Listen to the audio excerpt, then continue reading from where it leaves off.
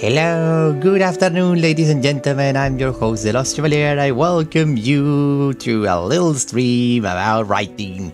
Hello, Bones. Don't worry about it. The live action avatar, though, is that good or is it that bad? I hope it all bad things will come to pass. I hope. Well, unless you're liking it, in which case perfect for you. Well, I haven't heard good things about that show. Hello, Saturkara. Welcome to the stream. Today we are going to do something different because I feel like it.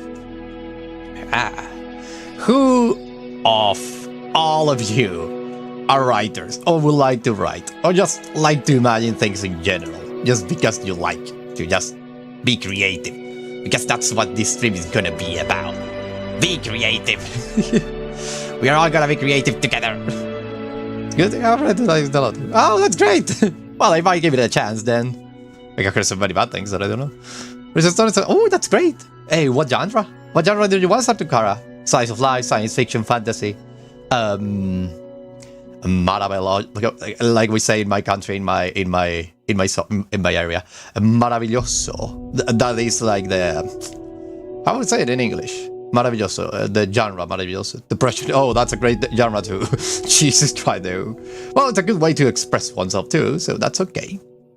That's perfect. I also write the genre of depression, I would say. It's not that. It's kind of fun, especially when you can do catharsis with it. Catharsis is great. It's the main thing why we write, actually. Catharsis. Just make you feel those things, you know? Try to process them. That's the most important part of everything. Of everything. You're writing the point of view of someone on Bell. So first person. So you're writing the first person. That's great. I usually write in the third person because I like to actually have more control over the narrative rather than have a character dictates what I can say and what I cannot say. Those are little like things about, you know, knowing about what you're writing. It's really interesting indeed. Someone unwell, in which setting do you like to write them? Like, for example, I don't know, this era, past era, the future, a parallel dimension, another world entirely, magic, no magic, etc. Do you like to write something like realistic, or do you like to write something completely and utterly bananas? Fantastic. I always wanted to write something about a depressed king, for example. Like someone who has it all, but at the same time he's so freaking sad. I think if I ever do that, I will go something along the lines of, well, you know, depression actually. Oh, but it also makes with the character inner dialogue. So, oh, that's great. Oh, yeah, that's the way to do it. So third person with character inner dialogue. I love it. I love it. So yeah. That's a fantastic way of doing it. That's a really fantastic way of doing it. So, what we're going to discuss today is basically the way that a story is like generated, it comes to life. Because, you know, for me, a story can start like this. You can have the world first, and then you can have the setting. Oh, well, not the setting, let's say the scenario, and then and then you can have the characters. That's how it goes. You can do that, or you can go world, and then characters, and then scenario. Because, you know, you can have something to write in mind. I'm actually kind of want to do this like a lesson, actually. That's the idea on this one. It's more like a sort of short lesson. It will be interesting indeed. This is where you can actually do a story. It can go a lot of ways. This is going to be basically this whole thing that we're doing today is basically today we're doing what is the font size in this thing? This one is the one there. This is the conception. Whoa, what happened there? Conception of an idea, I would say. This is the conception of an idea. This is what I want to do today. I want to like talk about my process and the process that you can go through when writing something. Maybe it will help you out because it's super interesting to write, like I always say.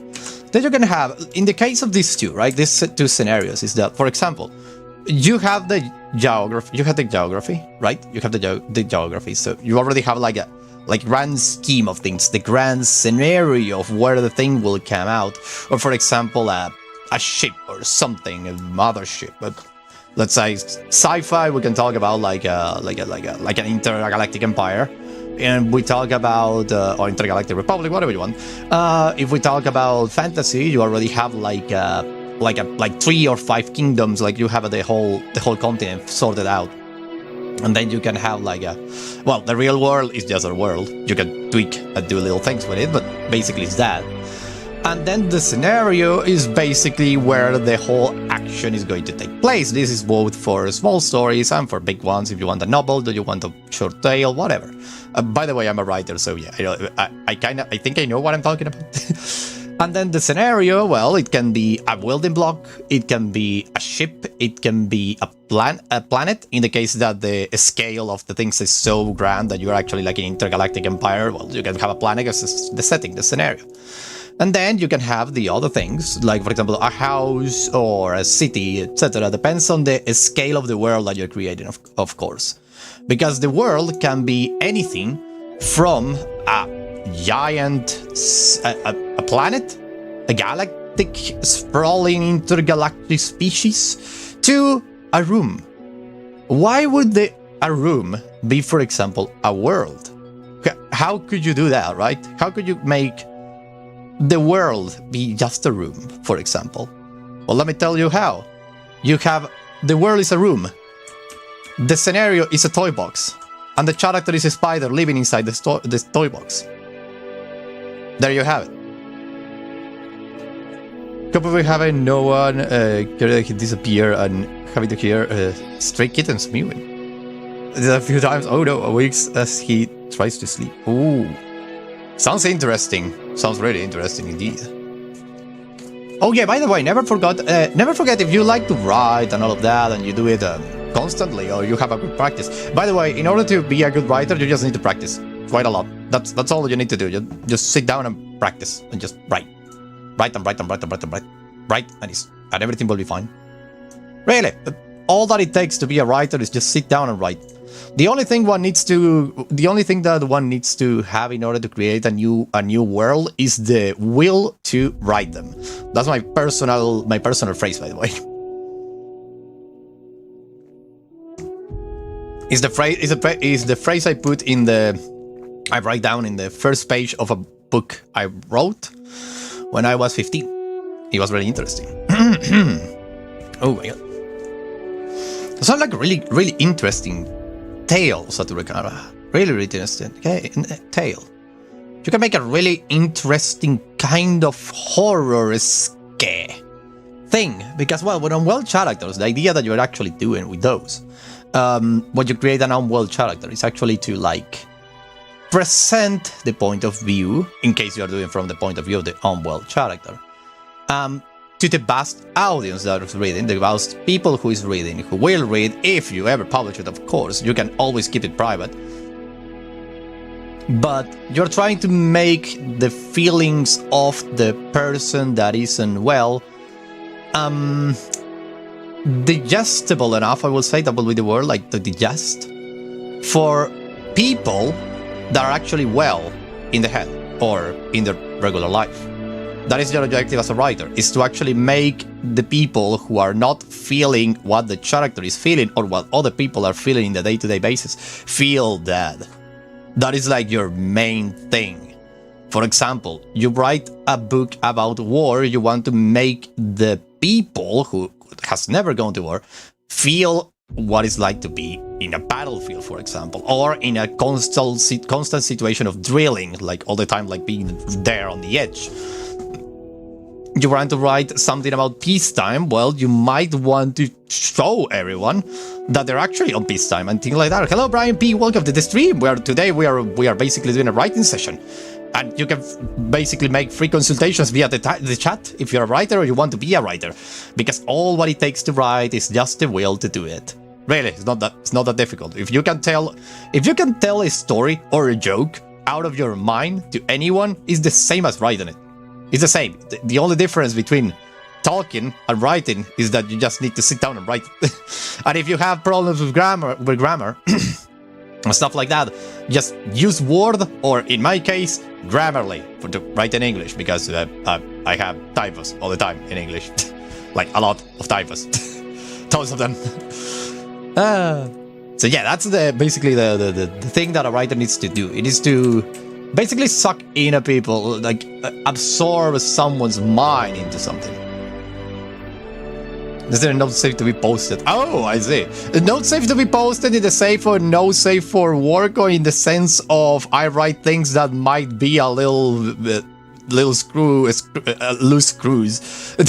Which one of the two situations? Oh my god. Because every single writer has the torch. Oh, that's actually kind of cool. Haven't you think about write something about a horror thing? I mean, Saw, for example, the movie franchise is basically that. And it works. Suggestive. Oh my god, we're talking about that kind of game. Amazing. I love it. I love it, I love it, love it, love it. Talent comes in all shapes and sizes, indeed. I love it. Yeah, keep creating, never stop. Never stop creating stuff. I mean, have you read the Marquis de Sade? Probably you have. The guy who basically created the term sadistic. Because of his last name. He was basically that. You're not really good at writing. Well, making things that someone writes scary is one of the most difficult things I have ever tried to do. I have the same kind of problem with that in that front. It's like, it's complicated to just make something that is like scary with just words. It's complicated, but it's not impossible. You can actually do it.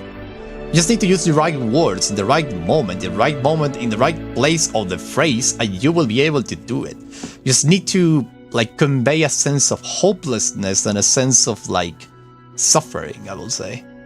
It's like, or like a really like unwell state of mind, like being super anxious and nervous. Super interesting, super interesting. Oh, I love to have writers in the club. Yeah, that's great. The noble guest.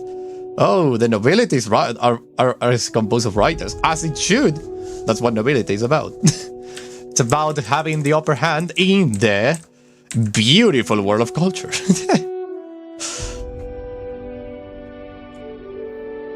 No, don't worry about it. Don't worry about it. There are a lot of things. I write a lot of things that I will never publish. Writing is also therapeutic in some way. You don't need to share everything you create. You can actually just have them in a, store. Just leave them there. Nobody will ever see them or read them ever. And that's okay. There is no problem about it. I don't share everything I write. Jesus, there are some things that I write that are actually triple lock inside my computer. Have you ever had like those folders that is a folder inside a folder inside a folder inside a folder that every single one of them says stop? Writer club, yeah, indeed. It's nobility. It's nobility. Since the beginning of the ages, the nobility has always been tasked with writing stuff down. Yeah, indeed, right. Yeah, see, we all have that kind of thing. It's super normal. By the way, here you are with a free thinker of sorts, I think. I consider myself free thinker. So you can actually, like, talk about whatever you want. This is let's say, like, yeah, don't touch dangerous. That's the same kind of folders I have in my computer from time to time. If you go deep inside, you're gonna find some things that are weird. Oh, it's amazing. Oh my god. Yeah, I'm writers, by the way. Everybody who wants to enter in the world of writing, or just art in general, needs to be ready to be subversive. And I don't mean subversive in the sense of going against like the established tradition or anything like that. No. Be subversive of everything, of absolutely everything. You need to be. This is the fun part about my personal take on like being an artist is that you kind of need to like But literally, I'm scared of people accidentally finding my phone. That's okay, exactly, Cara. That's okay. It's a shame though, because this is the thing about writing though. Listen up, listen up. This is why I think writing is really important to keep somewhere. I don't know, just create a Google Docs or something like that is like triple hidden. You know, make it like, for example, you can make a folder, let's say, that has multi-pads. If you are scared of someone finding out something that you write that you don't want anyone to read, and you are actually scared that someone will actually grab your phone and see it, you can do, for example, a folder, right? You have a folder. You enter that folder, and then that folder has 2 folders in it. One that says path 1 and that says path 2. Inside of those 2 folders, there are 4 folders. And so you go like multiplying the amount of folders until you reach, if you pick up the right route, of course, the writing material that you actually have there. And in case you are scared that someone finds out by looking into like looking into the thing of a seed from the title, just put a random assert of numbers and letters into the title of the freaking file, and that will be it. You must navigate the maze. Indeed. That's a way to do it. If you're scared of someone picking up your phone and just digging through your files. Which is a little fucked up if you think about it. If you have someone in your life that does that, okay, I would recommend you to, I don't know, talk to that person and say, please don't go into my phone. Amazing. What I was saying was that, as writers, you need to be subversive, like completely subversive. And not necessarily in the sense of like, going against the tradition of where you live or the tradition worldwide. You can actually be subversive by actually boosting those values up. Have you think about it? Subversive is just a word that can actually encompass being on the side of things that are already established. Because there are people who's going to be against it. Every single time you write something, there are people who's going to be against it. No matter what story you're writing. You can write in the most wholesome story imaginable, and there are people who are going to be against it. Maybe because they believe it's not believable, or maybe because they just don't, I don't know, they hate the subject or anything. So you will also always have retractors when speaking of creating books and stuff like that. Books, short tales, whatever. But it's really interesting that if you ever want to publish something, always you have like little, you have little pages that you can go actually, web pages that you can go. One of those is obviously the most famous of them all. That is actually not necessarily good, not necessarily bad. Is Wattpad. Not bad at all. It has a lot of fanfic though, and I don't like a lot of fanfic. I love more original works, but I love myself a couple of fanfics, of course. Depends on the fanfic. But it's super interesting indeed. It's a shame that there are not a lot more pages for writers to go. Well, you have the other one. What is it? How's the storyboard going? It's going great. It's going great. Well, because we're talking about the writer's world right now. Like what it takes to be a writer and what are you gonna do when you do it. Really interesting. Guilty pleasure. Yeah, indeed. Reading fan fiction depends on what. It's a guilty pleasure indeed. Indeed. And guilty pleasures are fine. You don't need to worry about them. They're fine. Then we have scenarios. Scenarios that have characters, and then you create the world. And then you have scenarios, and you have the world, and then you have the characters. This is really important, by the way. This thing that I'm doing right now is super important for you to understand that there is not a single way. You have a conception of an idea, okay? You can have all of this like steps by steps. And then you can have the rest of the thing. Because that's really important to think about it. Character, then scenario, and then the world. But this is the thing. This is the thing about this, though. You don't need to have all of these things. This is the important part. You don't need to have all of this. This. See, I have a problem here. There we go. You don't have to have all of these things. Okay? For example, let me show you. First, let's run this up, okay, in all of this. You can have the world first, so as I say, you can have the big setting, the things that like go through the characters, right? They go through the characters. Sorry, I wanted to push my blush in my face. You can have everything go through the characters. You know, the world that they want to change or they can change, but it's there. So, for example, I don't know, sort of like, have you ever had like a writing that suddenly goes like, this is the thing of a world building, is that you can have a scenario like this. He was strolling, I don't know if I write that correctly, probably now. Strolling, no, crawling, trolling, where is the word that I'm looking for? Is this one? I don't think so. No, it's not. Well, I will put another word then. Walking down the marketplace. Market square. There we go. Market square. He saw trinkets from the forges of Molara and spices from the desert dunes of Hothar. There we go. Hello, Danny Pan, welcome. So, you can see this in a book, for example. Any book. All of this in a book, right? Let's. I don't have premium. Get out. Get out of here. Get out of here. Beautiful Grammarly. You are not sponsoring me, but I'm sponsoring you because you're amazing. So what do we have here? You can have this character. Let's say he is a merchant. Merchant who goes to the to the market square. That then you show the world, the regions, let's say. And what do we have here? We have a merchant walking down the market square who saw trinkets from the forges of Molara and spices from the desert dunes of Hothar.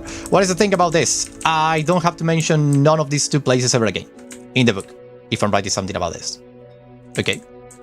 World building doesn't mean that I have to go in depth like Mr. Tolkien does. Mr. Tolkien is amazing, by the way. Tolkien, amazing. The Lord of the Rings. I have heard about it. It's an amazing array of books, I will say. You don't need to go into depth about any of this. You can just write it like this, short and to the point, and it will work out perfectly. Of course, if I want to, I could go and just put more info in the thing, of course. If I go Molara, where the fires never cease to be lit, and spices of the desert dunes of Hothar, where the sun never sets. For example, more info about the world building, ladies and gentlemen. Here you have it. This where should be like a thing is a where with that. There we go. I think. Yeah, it's a where with that because it's a place. Sorry about that. Cease. There we go. See? This is amazing. The writing is amazing. It's just incredible. But you can totally just delete this and this. I'll leave it to the imagination of the reader. Do not ever underestimate the imagination of a reader. Never do that. They can fill up the blanks. The more you write, unless you really want to like give the whole detail of how something works, the better it is, in my personal experience, with the writer. So they can actually like fill off the blanks with their own imagination that is constantly working in the background. Do not ever forget that the writer is actively putting its own little like salt into your story.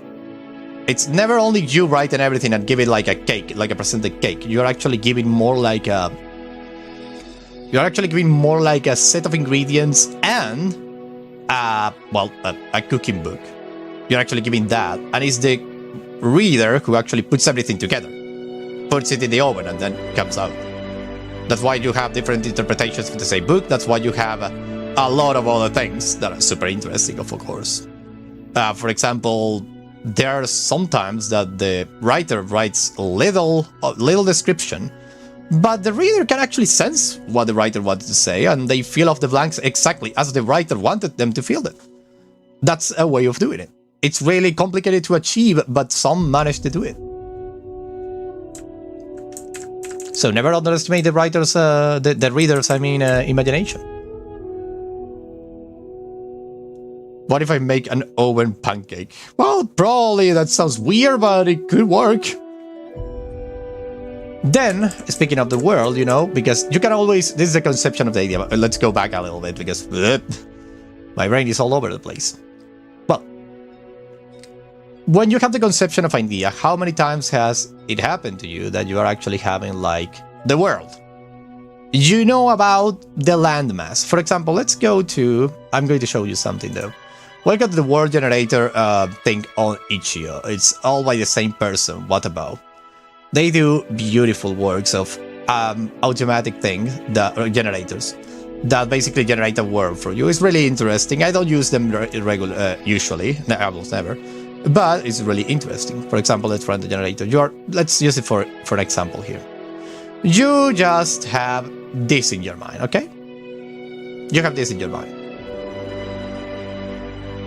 You, for some reason, managed to have the conventional and might works better in a different cookieware, indeed, for the video, indeed, but it's still consumable. Yeah, indeed it is. For example, you in your mind have something like this. You created a map first. You don't have the details of anything else. You were one day with a piece of paper and a pen. You make a little, you know, drawing, and you had like a continent suddenly. It has happened to me, actually. So you have a continent, and then, well, you have the world first. Then you need the scenario, because you need a place for everyone to go. So you have the world, and then you think, oh, I want to actually cover this city. So you have the scenario. And then you go, well, who is going to be the protagonist of the story? Then you have the characters. Or you can have the world, for example, say, it's a magical land, giant and everything, and it's going to be about the king. Okay, where is the king gonna be? That's the scenario. And so forth you go. Or you can have the scenario. I wanted to take place in a castle. And then you came up with the characters. It's gonna be the handmaiden, the king, and a knight. And then you go for the world and you say, oh, there is a geopolitical situation in which the king needs to marry someone, but he doesn't want to, for example. But you can have also the scenario. For example, let's go again, because I'm a fantasy writer, I know more about that. That scenario is actually more easy for me to grasp. A scenario, you have the castle, then you have the world. You go like, oh, well, it's a castle in a Holy Roman Empire-esque kind of empire. And then you go with the characters. This is the Duke, for example, that is in love with the current emperor's wife. That's something like that. Or you can go first with the characters. You say, I have a merchant, and you say, and he lives in the continent, whatever. And then you go like, and the story is going to take place in X, Y, and Z city. And then you have characters again, and you have the scenarios, actually. You have the scenarios, a market square, a tavern, and, I don't know, a brothel. Let's put something fun in there. And then the world. How is the world? How do they behave? What do they like and everything? But, like I said, you don't need to have all of these things to work. There is no need to have all these three things to actually work on something. You can only have one and make it happen, or you can have two and make it happen. It's completely up to you. It's completely up to what you want to create. Another thing, never, ever, once you have like... So, we have the world, right? You have done the world building, which is really important, and at the same time is not. Why is not? Why would I say that world building is not important? And at the same time, it is. It's weird, isn't it? Like, thinking about it, like... It's not important. It's not important, at the same time it is. Why? Why would that be? Because sometimes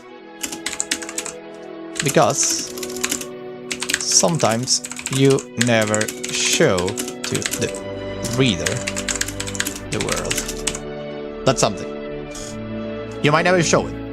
Never. You might never show the reader the world. And that's fine. That's completely fine. It's completely valid to do that.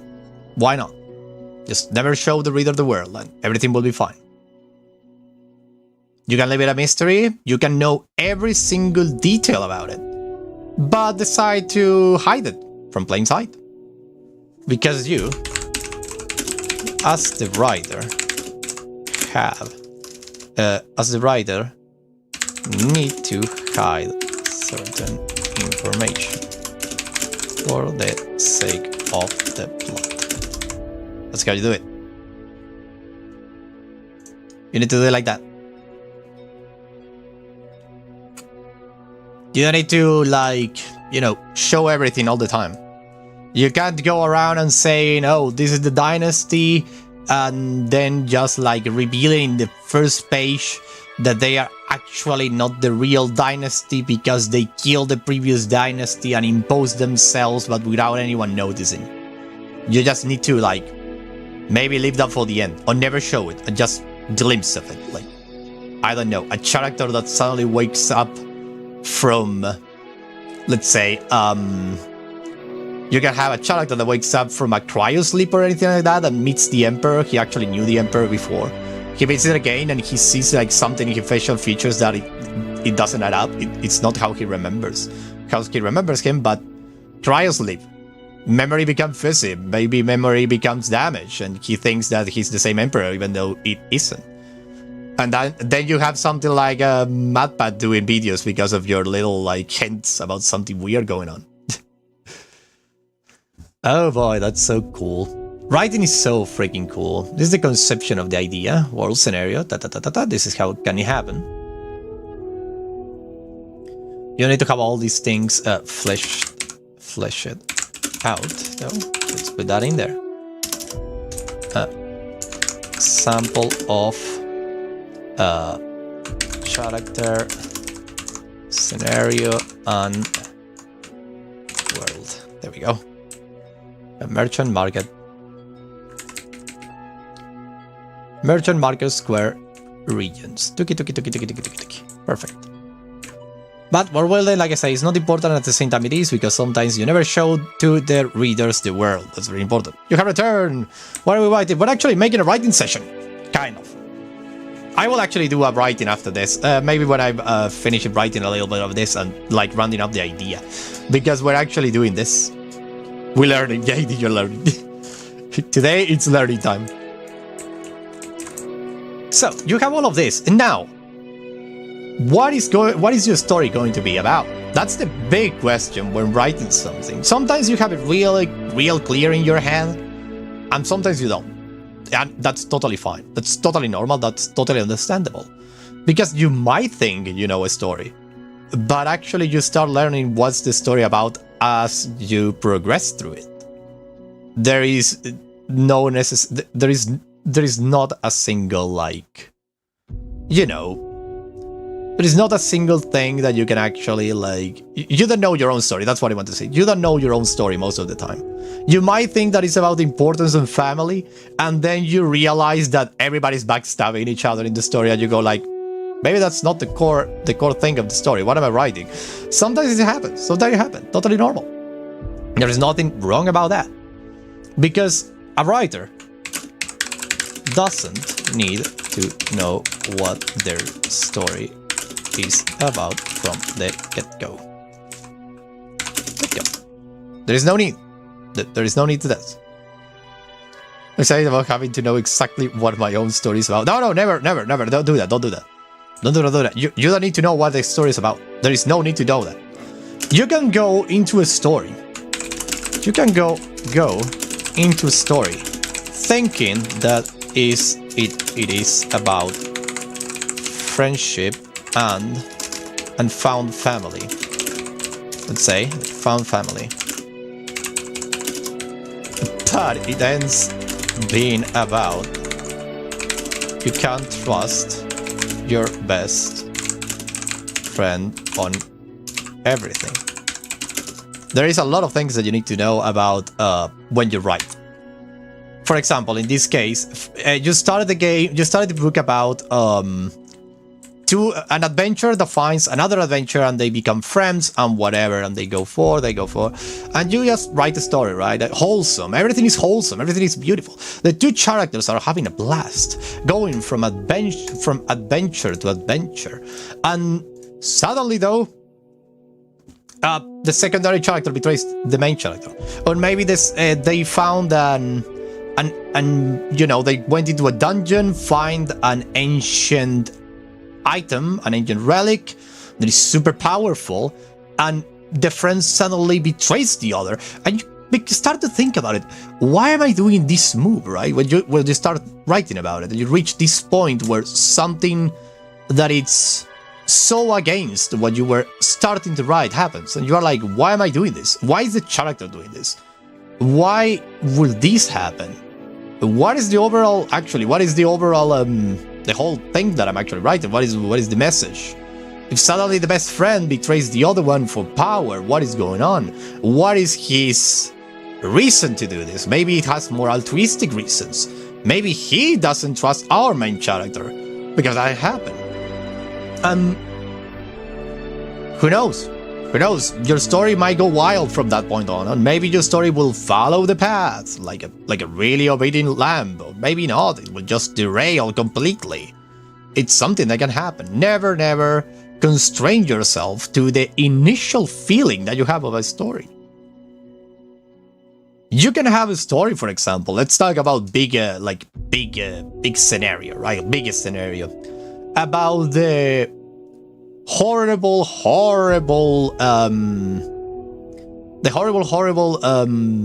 things that can happen during a tyranny, and then you have a tyrant that comes after the one that was horrible, and he becomes a good guy. So what, are you now advocating for tyranny? No, you're not.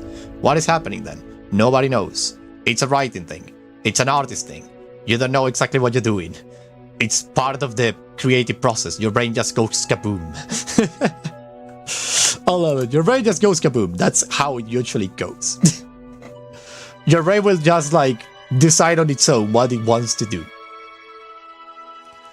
It's amazing. It's the best thing ever. Having to just like enjoy your own process, your own creative process. Never try to appease anyone when you're writing to.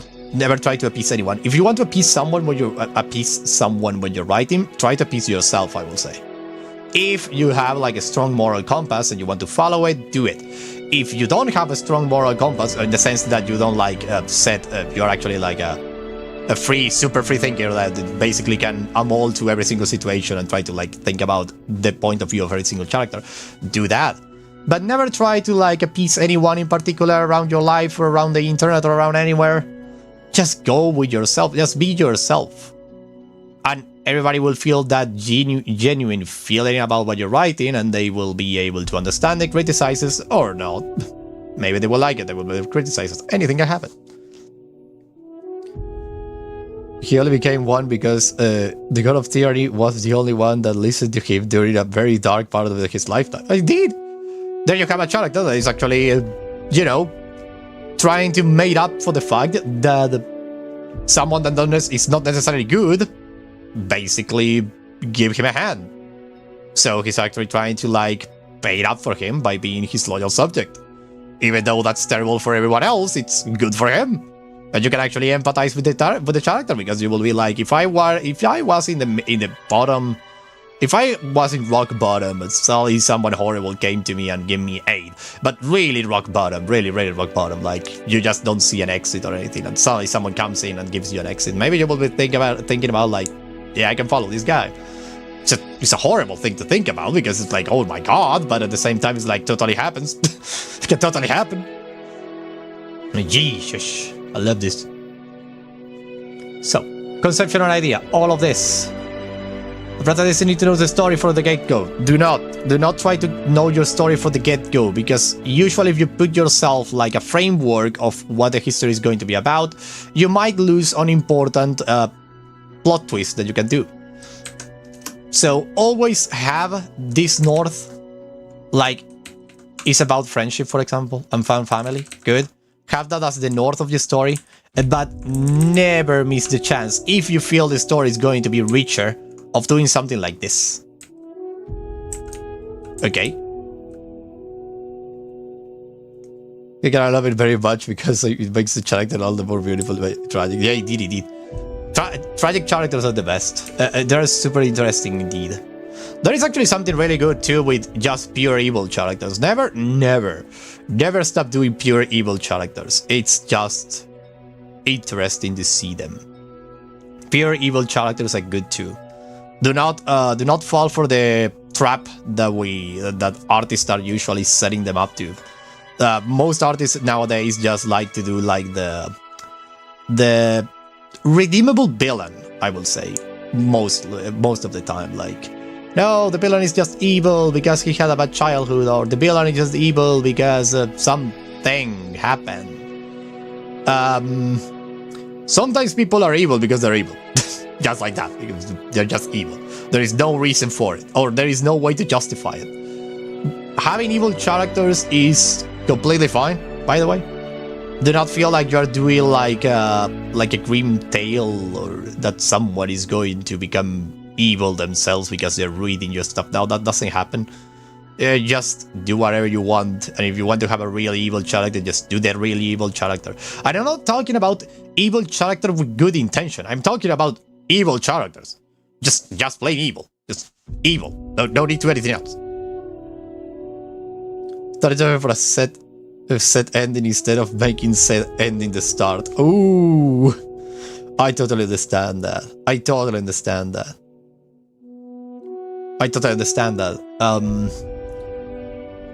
Yeah, indeed. But the Joker is literally me. I totally understand that feeling too.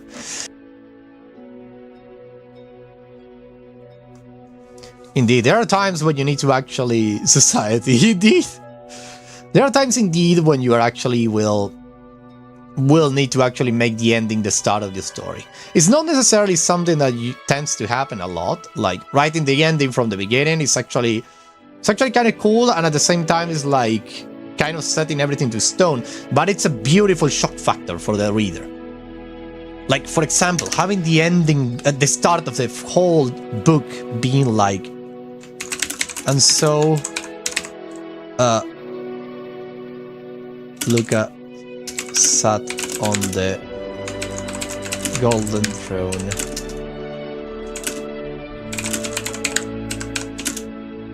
Sat trembling in fear. Enemies dead or exile. And the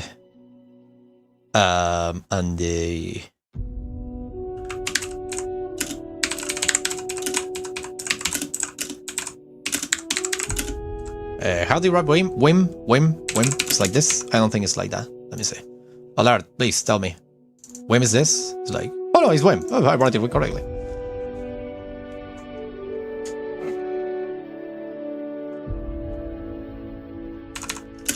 And he only needed one thing.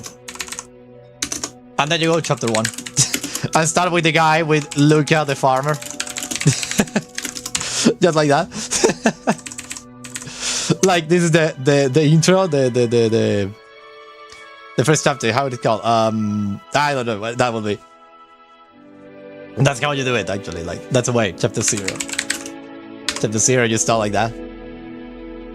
You know, where this guy has a sort of severe case of chapter memory loss and storytelling goes backwards. Oh, that's amazing. That sounds really great. That's the idea at the start, but I put it at the end and I think this could have led to it. Ooh, I love it. Oh, I understand. So you started with the conception of the ending of the story and then went to the other things. And now that I think about it, I write 0 and 1. Damn it.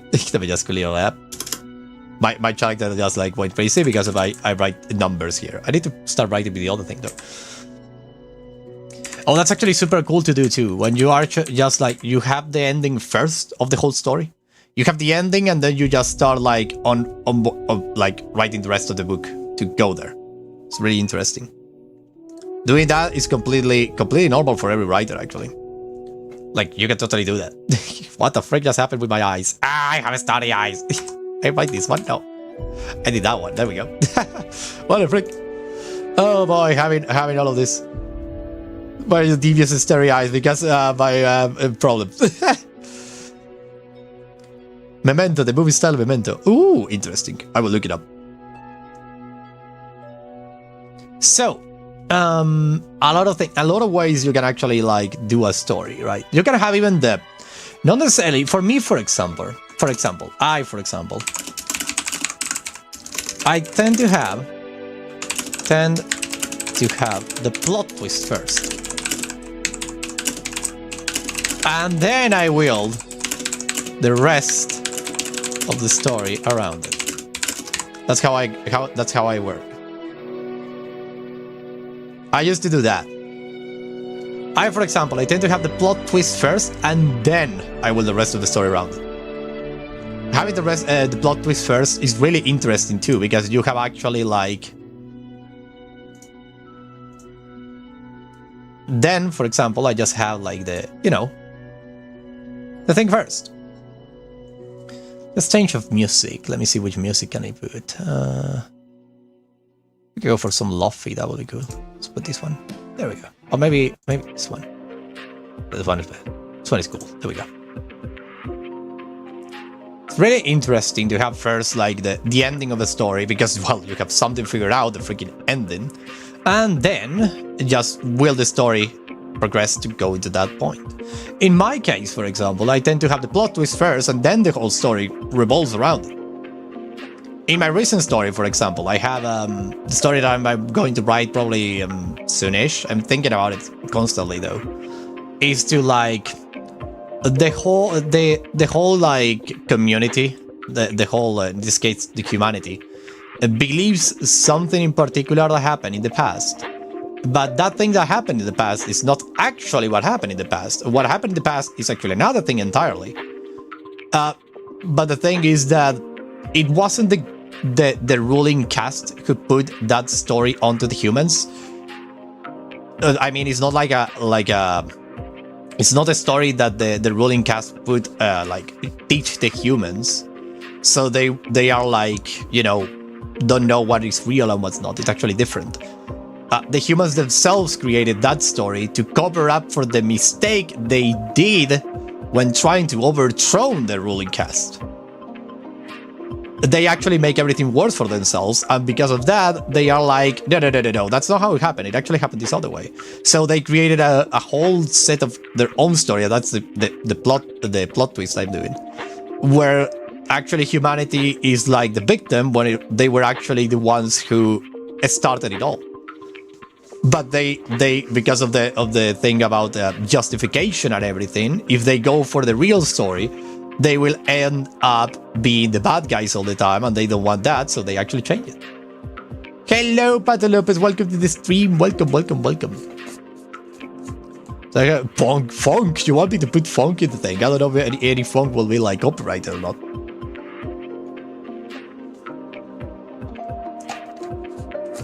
I want to now redirect you to two beautiful books that could actually help you out when creating something. The first one is the pamphlet on Pantheons over here. This one over here.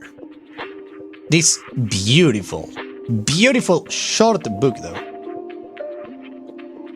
Generation Y gaslighting. Indeed, that's exactly what happened in that book that I'm trying to create. Y como está todo en Argentina, ahí anda. We're bad. It's not good. This one is amazing. The pamphlet on Pantheons is a beautiful book. Beautiful book. Where you basically have the link to that. Yeah, you can have it. I will now send it to you. I will send it to you immediately. Let me just go over here, and there you go. There you have it. James Hallowell. That's the creator. It's amazing. It's an amazing book, by the way. It's kind of short, and you can get it. It's really good. Well, supporting a local artist, which is amazing. Basically, it's like you can actually grab it and just choose whatever you want, or you can have everything at random. It requires a D6, if I'm not mistaken. So you just have a beautiful book that basically generates a religion for you. It's really interesting. And then Oh, they're perfect. Go and give it a look. It's going to be great. Now, this is one of them. He has actually 2 books. The same author has 2 books. This one is amazing. I have read it. I love it. I love the whole thing that you can do with it. And it's also a really good base for you to create your own homebrew rules about the same book. It's really interesting. And then you have this one over here. This is another book of the same guy.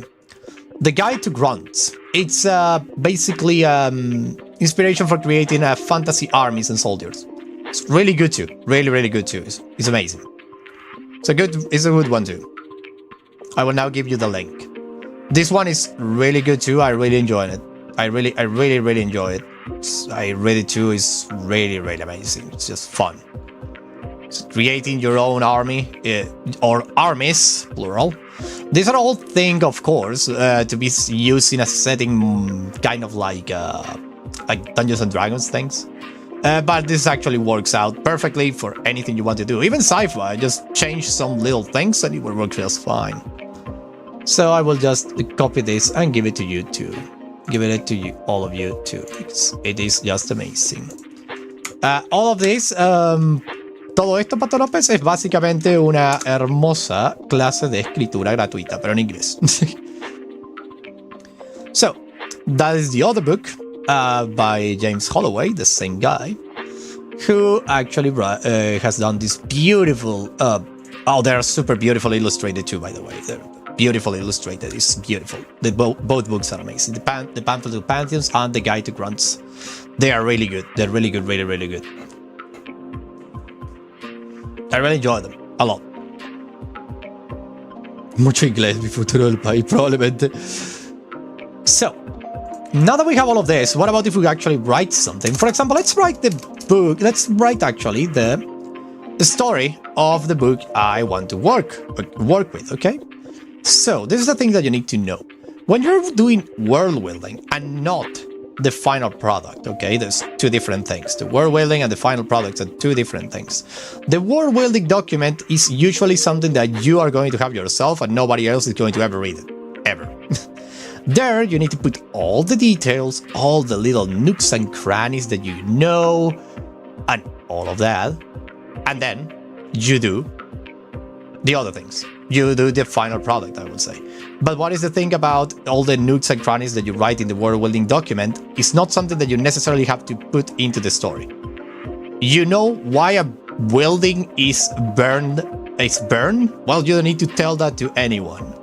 Just leave little breadcrumbs every once in a while, and you will have a beautiful story to tell. For example, in this particular book that I'm doing, let's do a world building session real fast, okay?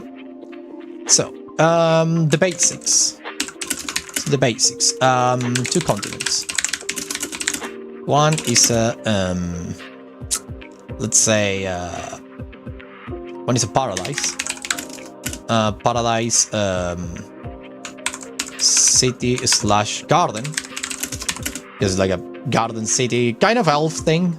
And then the other one is a farm / pasture / mine / factory. You see? There you have the base of the world, I would say. You have 2 continents separated by a sea, obviously, because if there are continents, they are separated by a sea.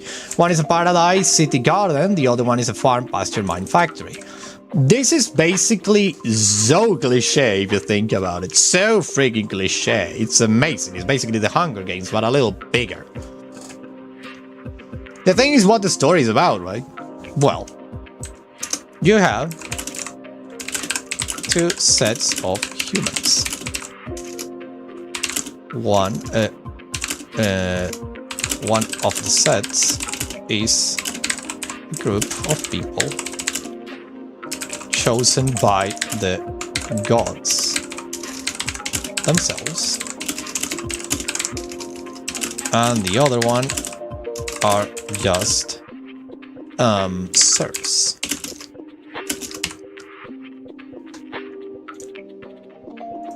What is servants? Well, servants, okay. Fine, I will take it. Servants.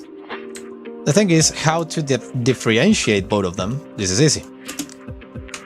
The chosen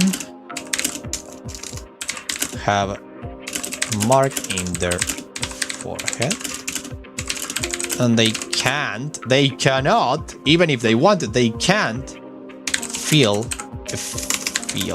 any love for regular humans, only hatred and despise. How do you write despise? God damn it. Like disdain, I would say. Disdain is better. Disdain. But it's not like they disdain. There we go. On the forehead. Thank you very much. That's how it goes, right? But only hatred and disdain. They can't control this. They can only feel love for themselves and other chosen ones. And they can't have it for anyone else. They cannot. They simply cannot. It doesn't work that way in this world. They just cannot. So they treat humans like trash, but it's not like they actually do it because of let's say a cultural thing. It's because the gods themselves actually like put them in that situation. But there is a loophole. There's a loophole there. There is a loophole. The mark of the guard is the mark all chosen have. It's the mark of the king. And the king can love humans. And those humans loved by the king can be loved by the gods. That's how it goes. That's how it goes. That's the idea. Nowadays, to say. Nowadays. That's how it works in this world. But what happened here is the plot twist that I was going to tell you. Like I said, the characters, all of them, the humans believe that something happened in the upper echelons, and that is why they are so miserable nowadays. The plot twist is this one. I'm writing everything down here, right? Because this is like, you know, it's the world well the document. Nobody needs to read as well, unless except for you, because you're here and you're reading this and you're learning at the same time. This is the plot twist about all of this. The humans and the chosen of the gods live in harmony, one would say. But some humans feel with greed and envy, rally their fellow men and kill all the kings, believing that the guards were passive. They were actually told by the kings themselves to not attack the humans because they love them. But once the last king was butchered, the guards lose their leash and destroy the humans, feeling only hatred. That's how it goes. That is like a regular fantasy setting, the one I'm doing, of course. So, what happened now? The humans, knowing of their mistake after a while,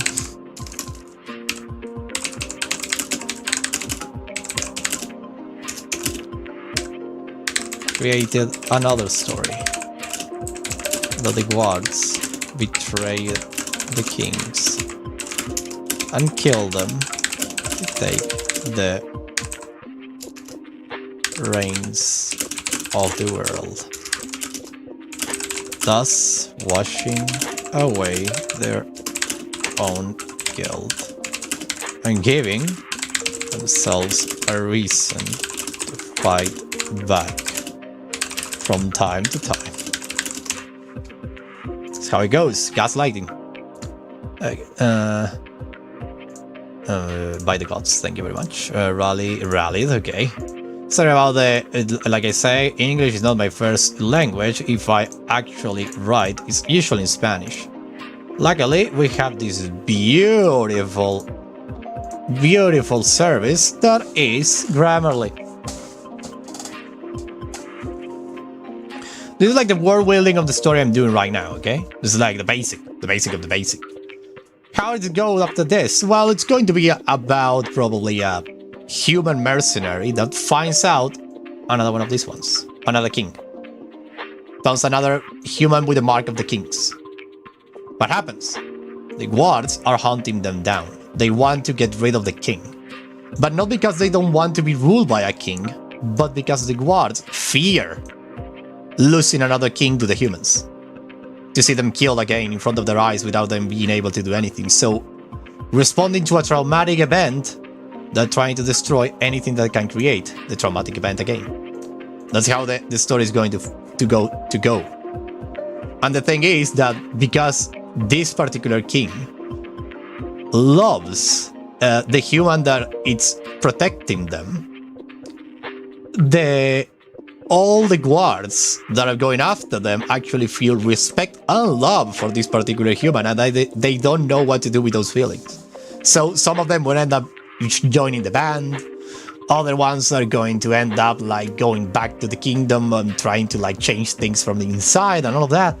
It's going to be a really good story, I believe, and it's gonna be weird. I don't know where the frick it's going to go because I don't have an ending to it. Fun enough, I have this beginning and the plot twist, but I don't have the freaking end. Oh my god. So I have the plot twist. All the scene is ready on my mind, but I have no idea of either how to get there, or how to end the whole ordeal, okay? I have the whole thing except the ending. So what I'm lacking right now, and that's normally lacking, it's the ending and some minor details of the journey. That's how it goes. That's what I'm missing.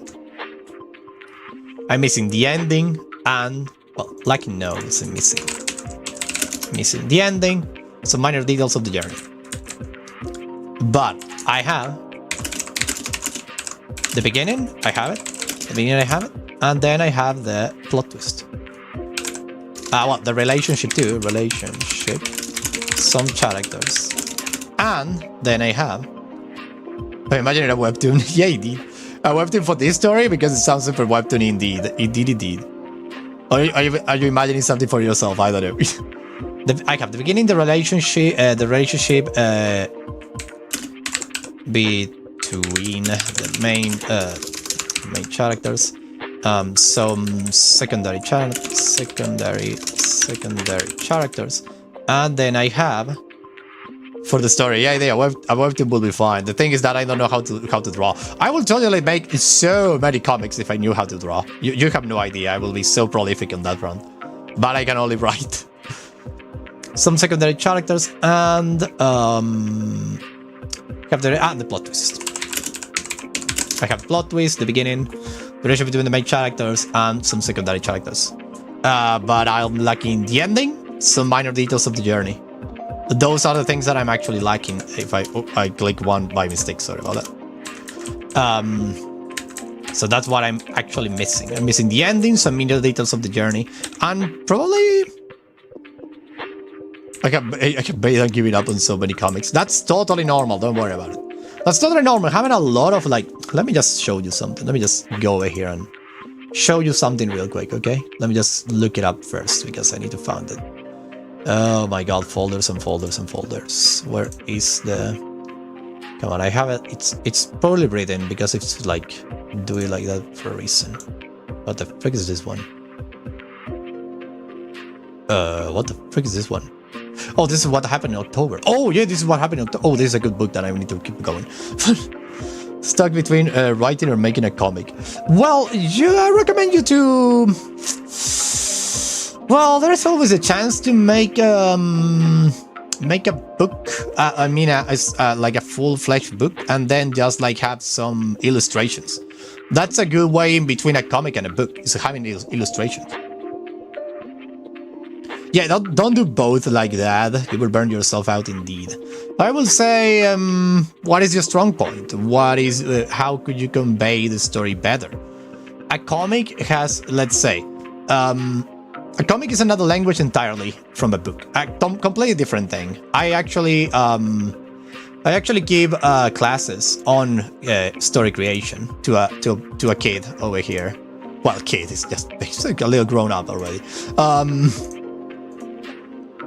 Here in the town, it's really it's a genius. The boy is a genius, okay.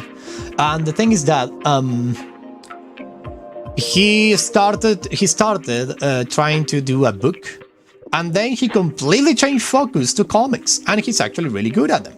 The only problem is that he can't write a page for the life of him. He actually does all the characters, right? He draws the characters 1,000 times. Some scenes, particular scenes, and then he changed focus completely again, and then he has another comic in mind and he starts doing that. It's totally normal to be like, I would say this in, I think fickle is the word? Like when you change ideas real fast. It's totally normal to do that, especially when you don't. And this is something really important for all of you who want to write or do something. But I feel like going to comic route will be beneficial for my improvement in drawing. If you want to use the whole thing as a tool to actually improve in a certain area, I will say go for a comic. Don't do a super long comic though. Do a small one. Do something super big. Do like those comics that are 4 panels only, and that like put your characters in certain situations that happen throughout the story to like warm up the engine, and then decide if you want to continue or not. That will be my recommendation. I will say like do specific slice of life of your characters. For example, how they will react to X or Y, and then once you have like that compilation of little like character interactions between themselves and between them and the world, go for the full comic. Indeed. Little time to sit down at the computer and just do something for fun. Yeah, indeed. I know that feeling too. Having little time is a real impediment to creative expression. Something totally like I totally understand you. Yeah, indeed, Bones, do that. I will say do the little comic, the little interactions, and then when you have everything done and you have practiced a lot and you have warmed up the engines and you know the characters very well, how they react, what their faces are, etc., you do the big one. Okay, it's a lot of books have started that way actually. And the thing about comics is that you can think that they are time-consuming, like they are, of course they are. You're drawing a lot. You can think that they are like time-consuming and maybe you will have more time writing down stuff. The thing is that that's not usually the case. It depends on the person and your main talent, I will say, because we all have like a main, like our main stat. Let's talk about RPG logic here. You have like a stats. You get writing, drawing, coding in case of video games and stuff like that. You have a main stat. If you have little to no time to like do one of your secondary stats, I would recommend going first to do the main stat first. In my case, will be writing, and then going the other route and say like, hey, what about if I turn this particular scene into a comic panel? Like first write the thing and then say, I will turn this into a comic panel. That's a really good way to actually have things done.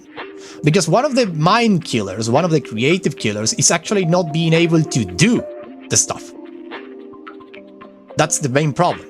If you had to choose between drawing a thing or writing it, and you don't have the time to draw it, but you have the time to write it, at least write it down. to have it done, done. Into anything specific, I have everything and nothing. Savage is a jack of all trades. Stories called Pieces of Their Life. Ooh, sketch comics focus on one scenario or topic, like two priests of different religions of what world asking each other out or death. Oh, that's amazing. Sure, I both so. Indeed, that's great, Ryan B. That's great. That's great.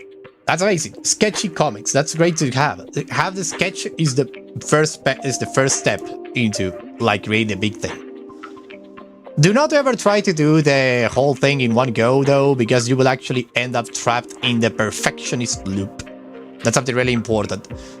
Do not underestimate the power of a draft, because if you do, you will end up in the perfectionist loop. The perfectionist loop is when you are like, you don't start because you don't have the right materials. For example, in the case of my let's say my protege, I will say my little like pupil, my student, who I'm teaching it the ways of creating art. He has one problem, and the main problem that he has is that he doesn't want to start drawing the comic per se until he has like the materials to do it. I mean the drawing pages, the big ones and all of that.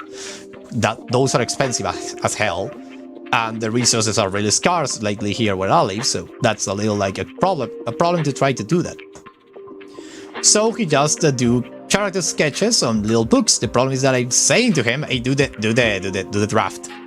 I'm constantly saying to him, do the draft. Do the draft of the comic so we can actually progress on the comic and see what works and what doesn't work. Fixing your work over and over again before posting. Yeah, indeed. You need to stop doing that. No work will ever be perfect, but listen to this though. Listen what I'm saying, please. Do not think that no work can be perfect. This is the thing. No work will be perfect in the eyes of the creator. That's the thing. No work will ever be perfect on the eyes of the person who made said work. If you write something, it will never be perfect to you, but it might be perfect to everyone else. Everyone else. There will be not a single soul that will go against what you write. But you will read it and you're gonna be like, ah, damn it, I should have done this differently. But you did it great. You did it great regardless. The main problem is that one, is the, hey, it's my own point of view that it could be better. And it's not necessarily good for the whole work. If you go in the perfectionist loop, you will never be able to publish anything. You will not ever be able to do anything. You will be always trapped in this basically labyrinth of your own making, where the walls shift constantly, where you will never be able to do something. That's why you should actually try to set some things on stone from time to time.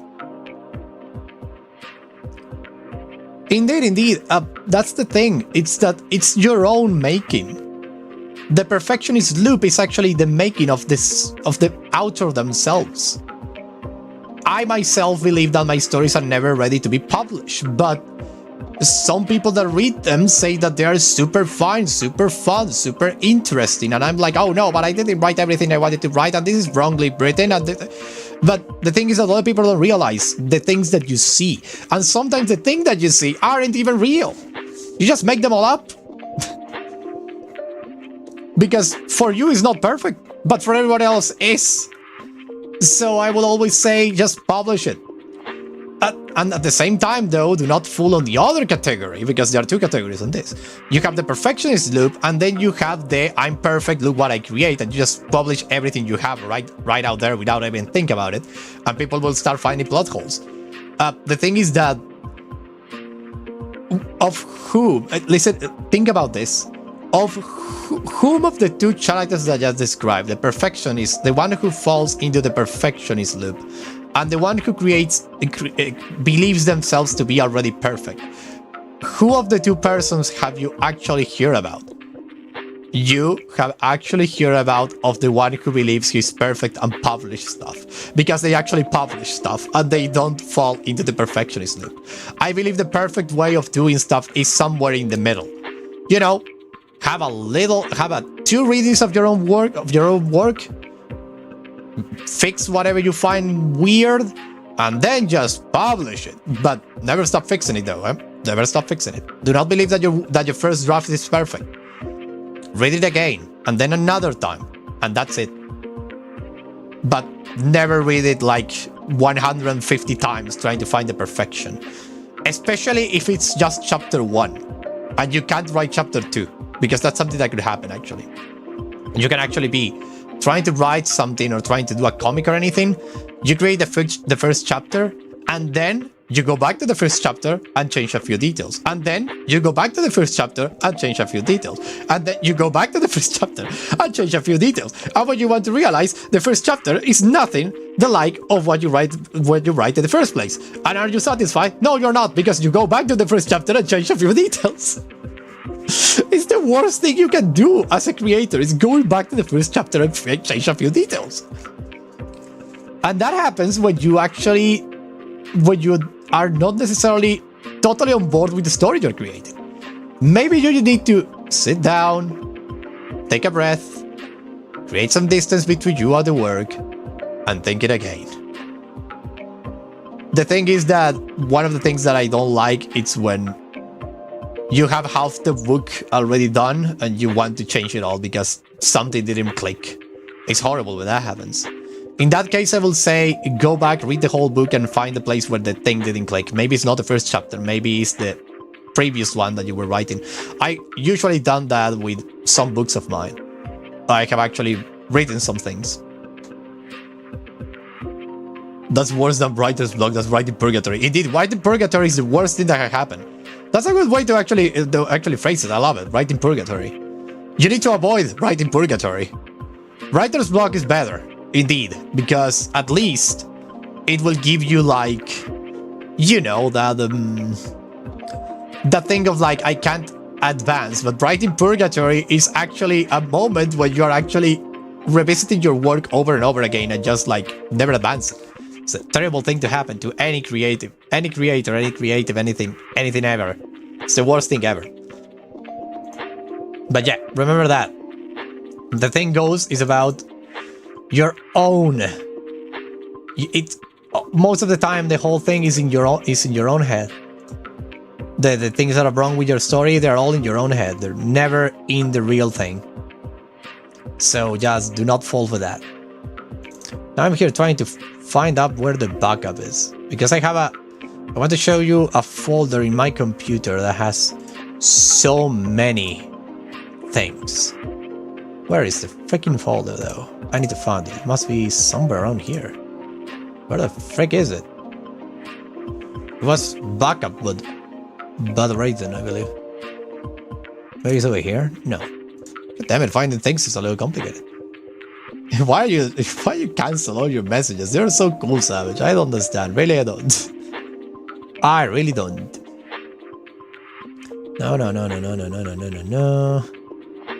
God damn, where is this whole thing? It should be something around here. For real, I have... Here, what the frick is this now? Huh. Can't find it for some reason. Weird. Oh, found it, I believe. Is this one? No, this is one. No, it's not. Ah! Story ideas, I'm going to the window shopping for plot elements. Oh, I love it. Where is my books? My books. I want my works. Where are they? Am I going to need to go into the... Probably I'm going to need to go into the thing. Let me just go into the thing then, because I believe I have actually uploaded them into the Google Drive, so I'm going to go over there. Let me go over here and go here. Drive. Come on, open up. Okay, let me go to my unit, and then let's go to where... Ah, here it is. Backup. Poorly reading. There it is. It's reading wrongly, and it's done that on purpose, okay? Let's open this, and then let's open this, and I will put this over here. Okay, there we go. Backup. Welcome to my folder backup. And then I go into the folder backup and you're gonna see a lot of things. I go into backup, look at all this. Look at all this, Jesus. Oh my God. So many. And this is not all. This is all like, you know, a lot of little tales, little short tales that I did. Some of them I love how I write it, but I don't have a title, I just do this. I just do all of this. When you don't have a freaking name and you just write something. This say algo. Algo means something. I don't know what is inside this thing, but it's something. And then inside this folder, you have all of these other things. Let me just see if I can actually like show all the. I want to see all the folders, not the other thing around. Not the archives, just like, for example, books. No, nothing over here. No, nothing over here. There are some folders that are actually like... Here we have books. Ah, here we have it. This is what I wanted. This place over here. I will never share this folder with anyone, by the way. Untitled and then just don't know which is which later. It happens to me too, don't worry. And then I had this. This is something that I did back in 2017 or 2014, I'm not sure. But basically what I did was that I basically grab all my Word documents that I have in a big folder and like categorize all of them, put them all in different categories. These are books that I have finished, all of this. All of these are actually finished, if I'm not mistaken. All of those. These are all done, I believe. Yeah, I think it is. Yeah, this, The Shadow of the Light is done. The Door, I believe, is done. I don't know which one is this one, though. I don't know. There are things that I don't know. Gonna give a out for the secret Krabby Patty formula. Indeed, just do it. Can not share with us? We want to plug an Isaac. Can the background is working. I know it's working when in Hollywood. I know that, but I will not do that. So you have all of these. These are the finished books. Then you have short tales. One is about Dracula. It was really good. I love it. The history bar. Oh, this one. This one was weird, if I'm not mistaken. Yeah, this one was weird. It was a short tale. It was like every single historical character was there. But you might just like the probably they are. Short tales, and then we have fables. Oh, this one was really beautiful. These two were really beautiful. Wait, this one wasn't like this one. The Animal Wars. No, this one. No, I don't know. I don't freaking know what was that. Funner though. Oh, these are my personal fanfics, I will say. Was amazing. What is it? What Adventure Time? I don't know. Oh wait, what? Adventure Time? I don't know. I wrote something. I have fun or two. Okay. I also did fanfiction. This is one of ideas. It's just a folder with ideas. Then you have good ideas. It's another folder entirely. And then you have ideas that I forgot. It's another folder entirely. And then you have simple ideas. Another folder entirely. And then you have ideas without a direction. Another folder entirely. Jesus. And then I have here books that are not that great. And then I have another one that is books not finished. And then I have another one. Oh, books that I haven't finished, but they're really good. It's really interesting. My God, how many books I have over here. What in brainstorming hell is this? Welcome to Brainstorming 101. How many chapters are you able to make for every story you make on average? Let me see that actually. Let me go for...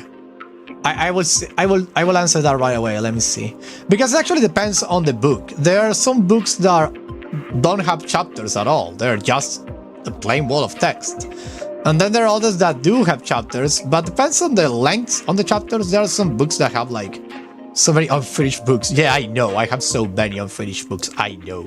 I have them. Then you have like I don't know. Let me just look one of these up.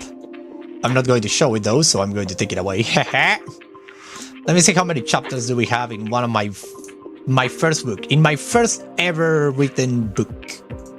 Let me go and open that one up. Let me go to finish books. It's the... I love that the name of the thing is... It's great. I love it. The name of the book, the name of the book was great, but it was because I didn't have like a name book. Actually, the book of the name of the finish is the book of the wizard, the wizard's book.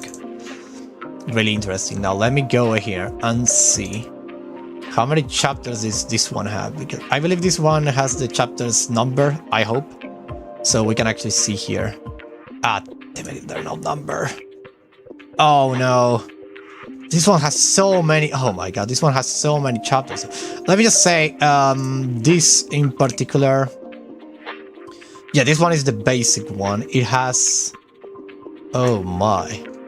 That's 100 and... No, that's actually... Yeah, 192 pages. 102 pages of a book. It's 192 pages. Written. Done. It was my first book. I wrote it when I was 15. It was really interesting. My first ever book that I ever started and finished. It was really interesting. I have a super hyper focus on this one. I don't know how many chapters it has though. I have no idea, but a lot of them. I don't know, more or less they're like a chapter every 3 or 4 pages, because it's one of the first one that I did, so... If we do that on math, probably 90 chapters. They're super short though, in this book in particular, the first book I ever write. But like I say, it depends on the book, completely on the book. You can have a book with 4 chapters, a book with 100 chapters, a book with 12, a book with 3, a book with 1. You can do whatever you want actually. There's so many unfinished books indeed. And they are all... I love them all. My ideas are interesting. There are some cliché at first and some are not. I actually tried to... Well, like I say, I write my first book at age 15, but I actually tried to start writing a book at age 10 or 11, I believe. I actually tried to do my first book at 10 or 11. But I basically never finished that one, and I lost it forever into another computer, so it's forever gone. But I remember the premise basically was kind of like a magic school, because that was you know, that was what was the fashion of the time, was magic schools. Thank you, Harry Potter.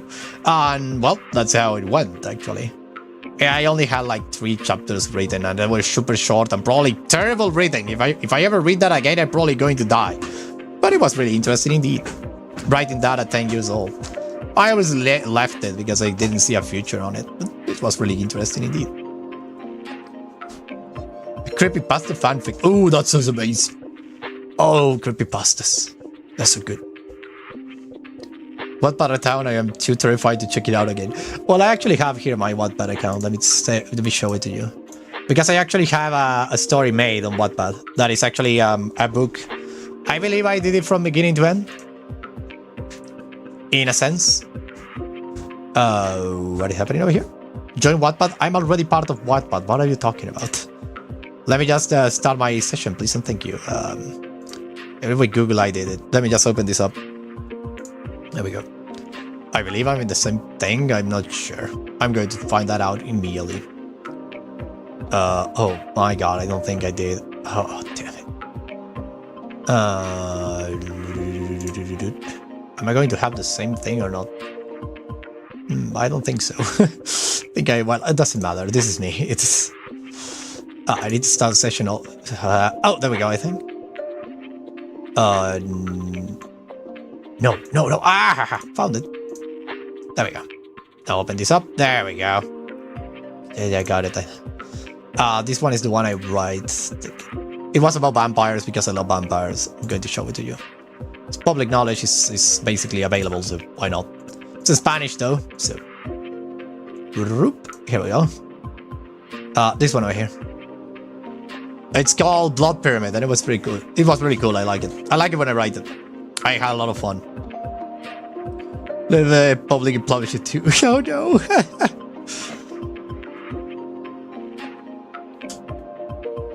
I thought it was called shit. Yeah, it did. Brian P, that's normal. When you first start on anything, it's going to be bad. I mean, it's going to be like, not necessarily super good.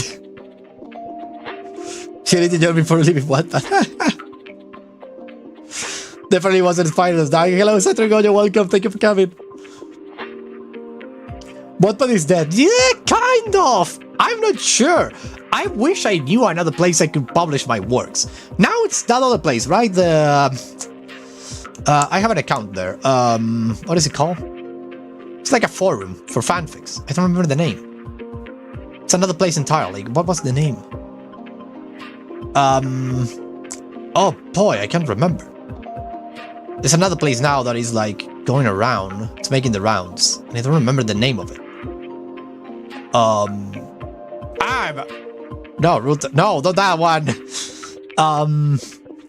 Not that one.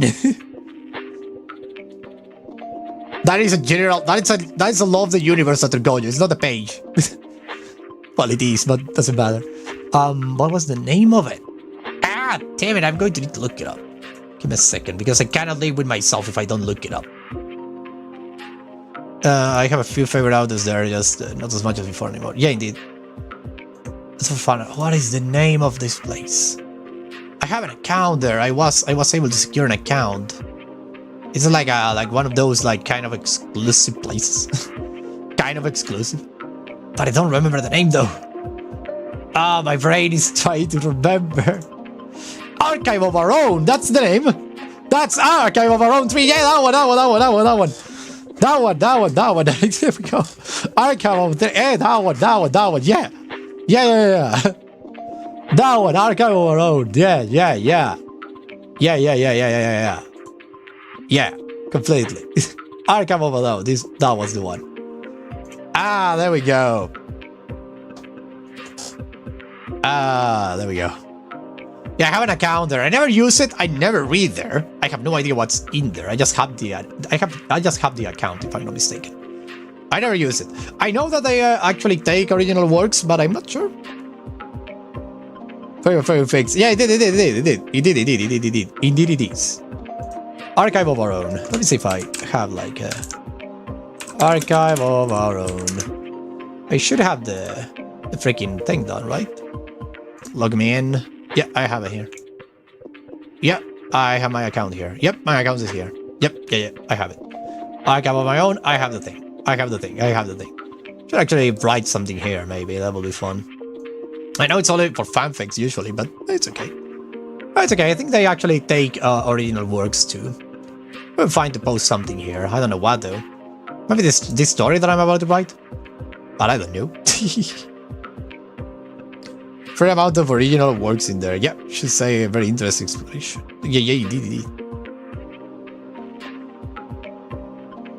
Don't read fanfics. They're fine. Fanfics are fun. Depends on the fanfic, of course, Atricoyo. My Hero Academia. No, My Hero Academia is a big no-no. I know. They're fanfics and they are fanfics. Okay. Yeah, OG works. Yeah, indeed. So this is basically my beautiful Wattpad thing. Beautiful indeed. This is the book that I write for here. Blood Pyramid. Oh, we can actually see this one has 47 chapters. Bones. There we go. And this one is kind of complete. It's kind of complete, I say. Then we have Short Tales of Monsters, and this one over here that I haven't finished. I should actually take it down. But this one over here, if I'm not mistaken, has like Jesus Christ. Let me see. 1, 2, 3, 4, 5. It has a lot of chapters. And let me see how long are the chapters. The chapters like quite long actually. Jesus, they're long. Yeah, I love it. Love it. Coin system, yes it does. I don't know what it does. I have no idea what it does. The coin system, I have no idea. Zero idea. But interesting indeed. So here you have like a book of mine. Sadly, it's only Spanish. I could translate it. It's kind of fun. It's actually kind of cool. I like it. I like that book. It's like a parallel direction. It's really interesting. It was a really interesting book, that one that I write, the Blood Pyramid, because I was like, I don't know why. I started to look into vampire books on Wattpad one day, and I was suddenly so like baffled by the amount of romance with vampires that I was like, no, give me something more twisted. Give me something about a really horrible world where vampires have all the power and they are just evil, mean and evil, or just like super complicated beings that are beyond our understanding. And I started writing that one down. That was my inspiration. It was actually like a response to the trend of having vampires being these sexy creatures that everybody wants to be with. Just more like a brainwashing cult of vampires that actually have the control of the world. Or something like that. It was interesting. What else created because the owner was a little controversial? Oh no. Oh no, that's a horrible combination, Brian. Jesus. No, you can only read it for a certain amount of coins. Oh no, it was a last straw of the Wattpad retirement. I thought it sucked. Yeah, in the end, I can understand that. It's sort of a dynamite. Don't do that. It's gonna be a horrible thing and a mess situation to clean then. After I did all of my drafts, it's okay. In an elderly home, don't do that. Wattpad and Twilight were in the same era. That's why. Yeah, I know. And it freaking tired me up. The more fun thing about it is that I actually started to write a really spicy tale in response to 50 Shades of Grey, but just to show that you can have something beautiful that is not such a pile of garbage. And it has like some risque content in it. I just started to write that because I was like super mad about the whole 50 Shades of Grey thing that I was going around. So I have actually a spicy book somewhere in my computer. A spicy tale. That is really good, actually. Oh no, Undertale. Oh no, that's horrible. That's a terrible thing indeed. Oh no. Oh, I don't like where this is going. Oh no, when you say Undertale, alternative universes, and controversial in the same title, you know the thing is going to be effed up. Oh no, I'm not surprised. I'm not surprised it's Undertale either, Bones. I don't know how. How can I... Well, that's the price that comes with fame, if I'm being honest. That's another thing with everyone. Oh shit, you were there. Oh no. Oh no. Sounds like two persons that were in the same battlefield and didn't meet each other until after the war. Saturn Carr and Brian P are just like, oh, you were there. Oh, it was horrible. Oh no. That's one of the things with fame I was going to say. You're gonna have some really twisted fans that are just going to like twist the hell out of your work, and that's kind of sad because, you know, I will love people doing fanfic of my tales. That would be amazing. Even shipping every single character that I will never ship, it will be fine. But then you have people that do really messed up things, and you're like, why? And you're like, why would you do that? What did I do? Why do you have that kind of ideas? Jesus Christ. Things that happen. Oh no. I didn't like the owner's brother. Oh no. Oh no, I feel like that's a rabbit hole I don't want to go to. Although it sounds fun for the freaking macabre that must have been. Jesus. Oh, the internet is so full of horror tales. My god. Oh my. The state of fanfic, though, is super interesting to analyze because fanfic, we can have moved to a different server without telling the inactive members. Well done.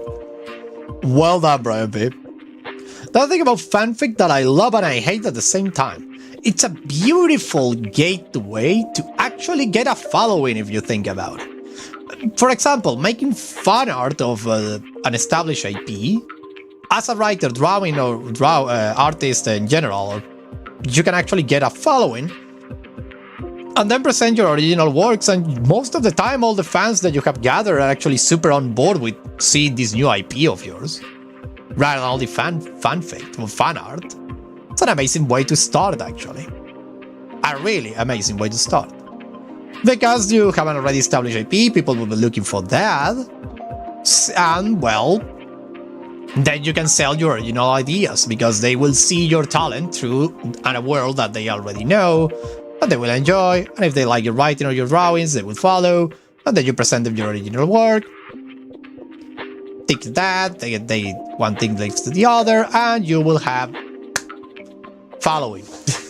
It's an amazing way to actually do stuff, if you want to go that path of an artist. There are a lot of artists that actually do the original work first, and they do just fine, but there are others that like to do a little fanfic, and they create their own thing. Super interesting and fun. All roads lead to Rome, I will say. It's an amazing. After all, what is the Divine Comedy if not the first fanfiction ever created? Oh boy, self-insert and everything in the Divine Comedy by Dante Alighieri. I'm the main character, I'm going to go to jail and to hell and meet Virgilius, my beloved, my favorite philosopher. Oh my god, the history of fanfic is old as time itself. I love it, I freaking love it. The history of all creation is amazing. Oh god, I love it. It's amazing. But you can even have more fanfics, actually. If you look at old, really old, how do you say this? Really old drawings, Renaissance, or even of the Middle Ages, you will actually find out that, for example, kings appearing in certain scenarios of the Bible. That you have a fanfic with the king going meets Jesus or was one of the apostles or things like that. And then you have, well, the big. Have you ever seen this painting? Wait a minute, I'm going to put it down. I'm going to tell you why fanfiction for me has a really special place as a really easy way into the world of writing or drawing. It's an amazing thing because it's the perfect first step into creating your own original work. So never stop doing fanfic. And if you just want to do fanfic, just do fanfic for the sake of it. Just do whatever you want, you will be fine. The thing is that every single creator, every single timeline has done some fanfic once in a while they have done it. Or a self-insert or anything like that. It's not unheard of. Let me just look for this Renaissance painting. What was the name of this Renaissance painting though? The Academia.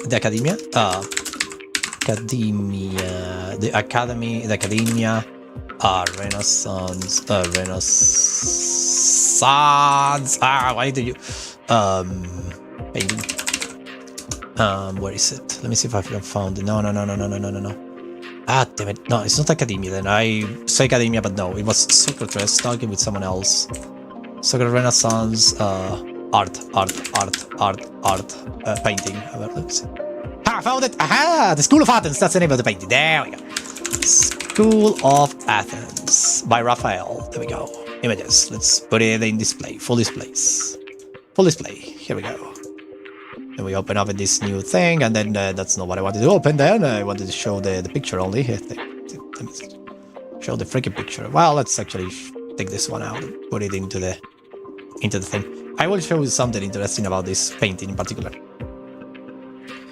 Usually already have an audience interested in your abstract work. Indeed, that's the thing about fan art. It's super important to actually do it.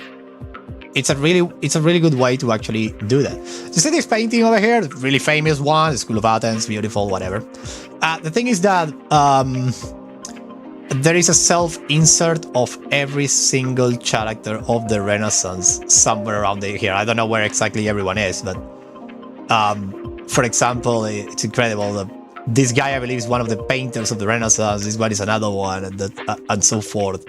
It's like the creator Raphael actually put all his friends and fellow Renaissance guys into his painting, like in Athens, in the School of Athens. Just amazing. Don't remember where they are exactly or who they are, but they are here. These are no mere extras of the painting. These are all characters of the Renaissance, people who were alive by then, or that made the Renaissance easier for everyone. It's amazing. So yeah, fan art, self-insert, inserting friends too. Totally normal. Do not ever go against that ever. If you want to put a friend, my first book, for example, the one I first write, the main character was the two main characters were actually my friends of the high school. They were actually my best. I would not say they were my best friends, but they were two people that I admire inside the course, inside the school. So I put them as the main characters, and they went. Rodrigo and Martin. They were both together, and in that world. And then I created another book actually, but this one was more.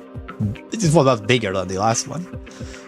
In this one, I actually did the next thing. I created a pyramid, a social structure, right?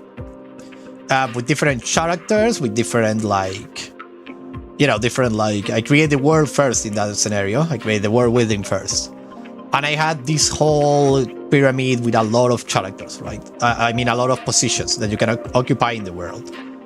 You could be a knight and all of that. They were all like power things and all of that, power levels and all that shit. Everybody in my course knew that I was a writer. So what I did was just pass the page around, the page around with all of that, and below I just put a line that says choose where do you want to be in the story. What is the place that you want to be in the story? So everybody choose. Some of them were really modest and choose something of the middle, and some of them were really high and they say I want to be one of the chosen ones. And there it goes. And that's how I made a really consistent, a really big book with a lot of characters in it. It was super fun and super beautiful. I love it. It was beautiful. That book is one that I want to actually revisit one day and like write it again, I will say. Like reading it again and maybe, well, now that I know how to write better, I will redo it. It will be like a remake. Like a good remake, a reimagine it. It was really cool. I really enjoyed it. So, the other thing though, is it to get into, yeah, I already read that. So, this is the thing though. The conception of the idea was the thing that I was going to talk today, and I think we did that flawlessly. So, this is the way that you can actually have the conception of the idea, okay? World scenario characters, world scenario characters. Let's do now. This is like I say. This is the thing, right? I have the. Let's finish this off. Let's finish the talk, and then we're gonna finish the stream, okay? World building is the first thing that I do. This is the basics. All the things that I have here, the plot twists and all that. This is what I have first. Then I have the characters, though. Then I have the characters. I have the characters after the world. So I have the big thing, the big plot twist, the story, the history, not the story, the history of the world and all of that, and the rules and all of that. And then we have the characters. And the character is going to be a mercenary of the human protectorates. And then the I'm actually kind of like something like that, but for the one with the mark of the king. Those are the main characters. These two main characters are these two: the mercenary of the human protectorate, the mercenary of the human protectorates, and the one with the mark of the king. That's the thing. Then we have the antagonist, or secondary characters, if you want to say it. Actually, instead of an antagonist. Antagonist will be actually the Empress of the leading empire, and then we have the secondary characters that could be antagonists or could be helpers of the main characters. Secondary characters, and these are actually Mervan of the county Blood River, and then you have Visitor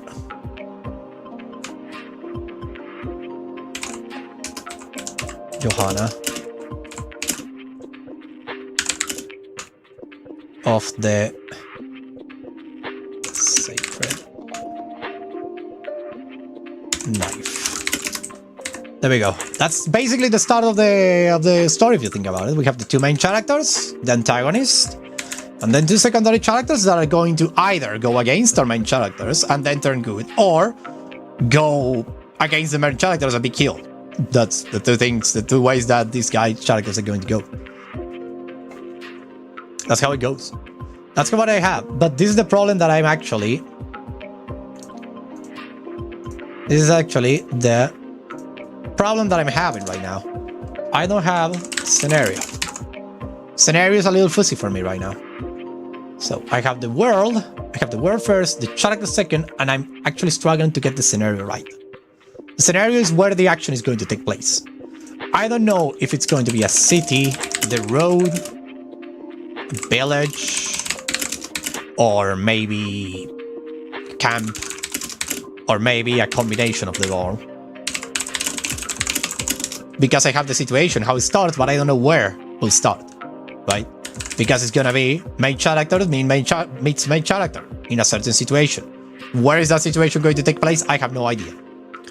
That's the first thing that I'm trying to basically come out in my head, okay? This is the thing that I have. All the other empire, all the forces that are going to be against the main character, the main characters, but I don't have this scenario of it. And without having a scenario, I can't write anything. I mean, I can write the introduction and say something akin to these lines, but keeping, of course, the plot twist out of the way. But the problem is that I will not know exactly what to get after that. Where is the main character is going to be introduced? Maybe in a tavern. He's a mercenary after all, so a tavern it is. Or maybe running into the forest because he's a roamer and he's running around and then he meets this other character that's being hunted down. Or maybe someone sets to this character that needs to protect this other character, but he doesn't know that he has the mark of the king. Where have you seen this actually, this scenario, this exactly trope that I just described in The Last of Us? Basically. That's how it goes. Hiding underwater. That's actually a really good start. I like it. I like that idea actually. It's really cool. Or maybe waking up from a hangover inside a stream. He doesn't know how he get there, but he's all wet and completely like soaked in thing and in the middle of a forest. Like he doesn't know how the party went or where did he end up? Because this is the thing that I want to put. This character has flaws.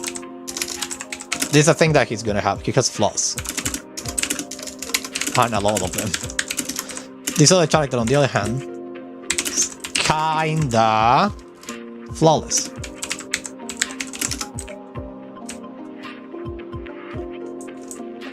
A common trait amongst everyone else who has the mark of the guard. Mark of the guard. These ones actually have the mark of the guard too. Is that they are all sadists. Chevy's going to transforming. Oh my god, what happened now? Oh no, not again. Why not transform suddenly? I don't know. I'm back at normal though. Jesus. Oh, I know why. Because I'm clicking. Sorry about that. I know why. I need to do something about my hotkeys though. But I don't know where to put them. I'm going to fix that. Don't worry about it. It's great. Common trait of everyone with the mark of the guard though. I'm going to put here.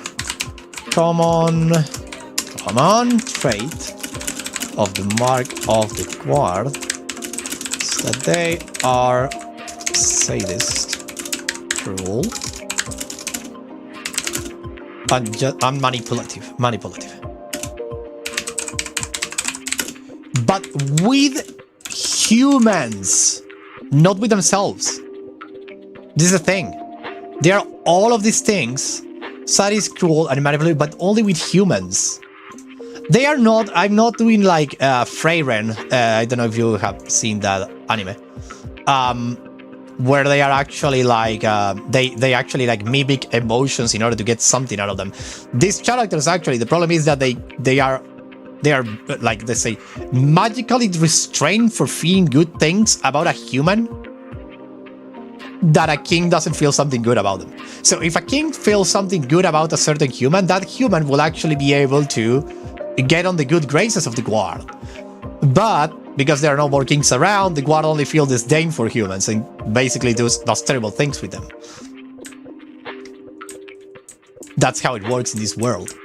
So they are sadist, cruel, and manipulated, but only with humans. Among themselves, they can actually feel true love, they can actually feel friendship or hatred or whatever, but they can be constrained. But when it's about the humans, they feel a sense of like they can't feel anything else that just hatred for them. They can't just feel anything else that is not like something like a negative emotion when they are around humans, and they cannot control it. They cannot control it. They're just like that. That's how they work. That's how they operate. They are like monsters for human, but not for themselves, and they are monsters because they are actually without a master. That's the whole story here. Actually, it's super interesting. I like this world that I built after a week ago. I just need to start writing it down. It's going to be great. So yeah, this is how you do it. This is basically how you do it. You need to just like have all of this. It's super interesting to write. I will totally recommend it. A bowl of water? A bowl of water? Why are you selling? Say a bowl of water? Why do you want me to be British?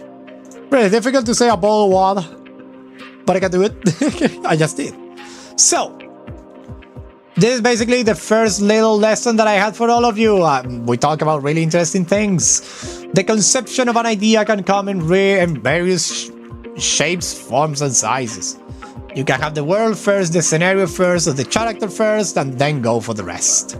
It's really interesting. An idea can come from just the plot twist, a phrase, even a character dialogue can create an idea. Sometimes that happens to me. Just one character saying like a really iconic line for that character, and that's the thing that says to me, I need to make a story to make that dialogue a reality. And that can happen. You can start from the end, from the middle, or from anywhere else. I have a book over here, not the Pyramids of Napoleon. It's called the Rosetta Code. Rosetta Code by William. I'm sorry for my throat though. By William Dietrich. Is a good book. It's the second book in a series. Historical fiction with a little magic intertwined.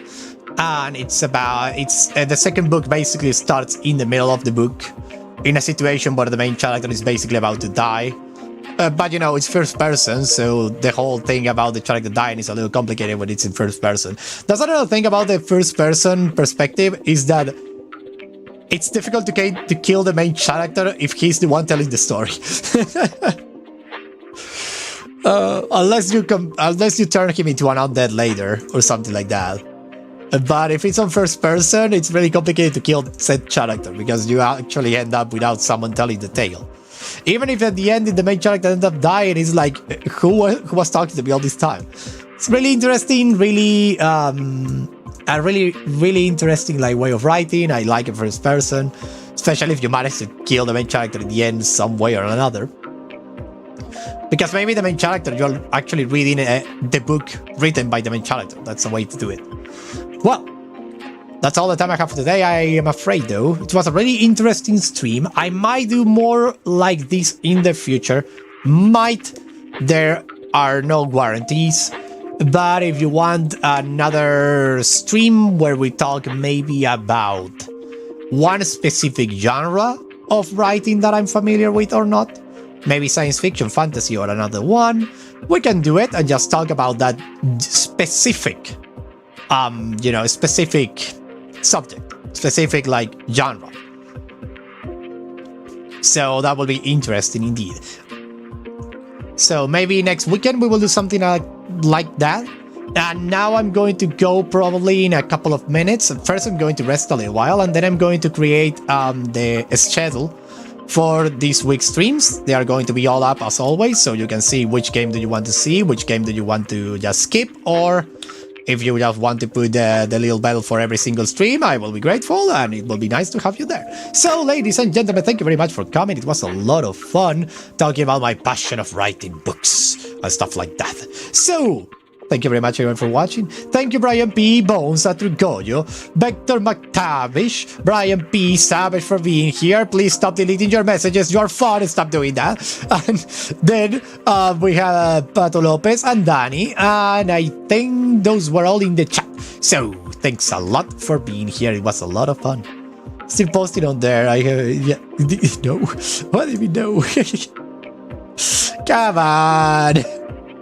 Okay, I keep retiring a message. Of course you did.